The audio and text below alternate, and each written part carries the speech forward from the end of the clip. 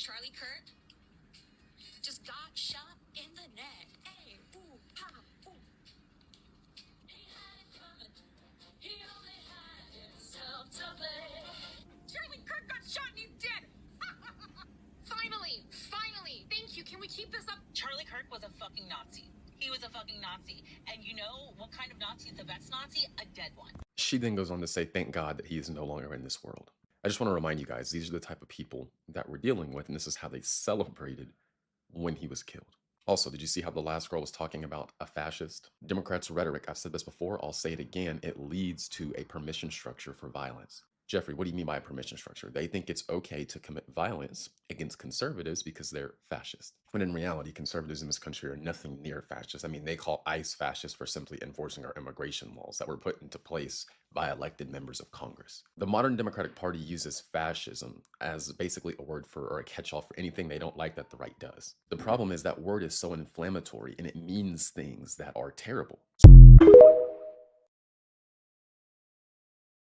A lot of y'all better be careful because the way some of y'all are talking to me, a lot of y'all might end up on a t-shirt too.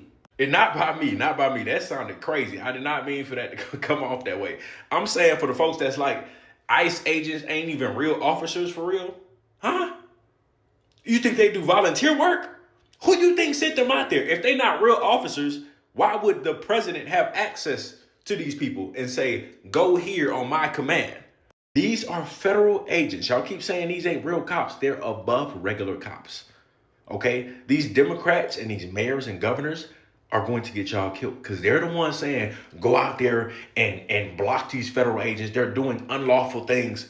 They're going to get y'all killed because they're not the ones going out there doing that. But they'll be quick to say, hey, you need to go out there and protect your citizens, protect your community. They gonna get y'all killed. Y'all are missing the bigger picture when it comes to this thing. Because not once have I ever said the cop was justified for killing the lady. Not once.